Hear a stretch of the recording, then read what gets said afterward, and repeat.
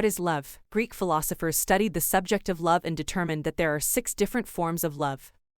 Number Agape, the highest form of love. Agape is considered to be the highest of all forms of love. It has a number of different ways in which it can be interpreted though. The word first came into use as a verb in the time of the legendary Greek author Homer, who wrote the Iliad and the Odyssey around the 7th century BC. The meaning of agape at the time was closer to affection, for example to greet someone with affection. The word evolved throughout time though, and is much more closely related to divine love, due to its usage throughout various translations of the Bible. In such cases, agape means God's love for mankind, and the love that mankind holds for God.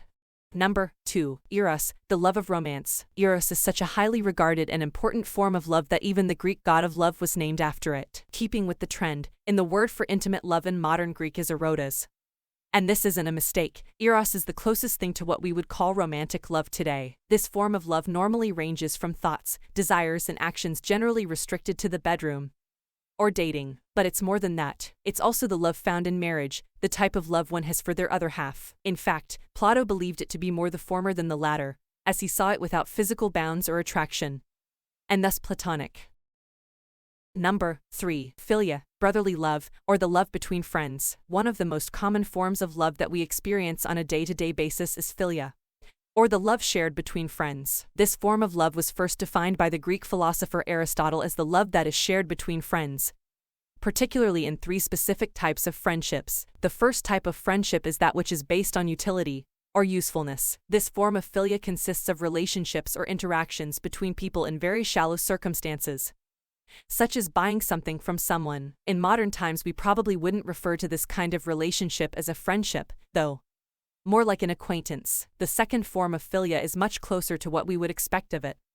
It's entirely to do with taking pleasure in the company of others. This could be having a drink together, sharing experiences through a mutual hobby, or simply anything which involves doing something pleasurable with another person. The final form of philia, referred to the highest form, is what we would call the love shared between brothers and true friends.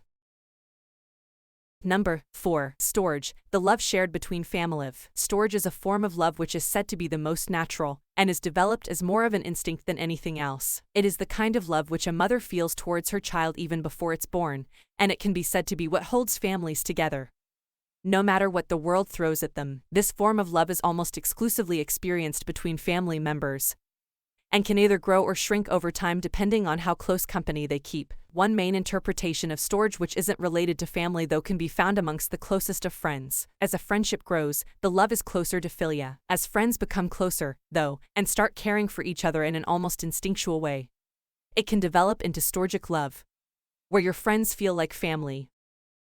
Number 5. Philiutia, self-love. Philiutia was originally likened to the love one holds for oneself, as well as looking after one's own happiness or well-being. Funnily enough, this wasn't always considered to be a highly valued form of love, and in fact was considered to be a moral flaw. People who practiced philiutia were referred to as being vain, selfish, and egotistical. Throughout time, though, philiutia has gained a better reputation and understanding. Gradually philiutia, or self-love, began to grow as a concept that is not only good, but extremely beneficial for your mental health. The connection between self-love and mental health was first made by a psychologist in 1830, but didn't take off until the 20th century.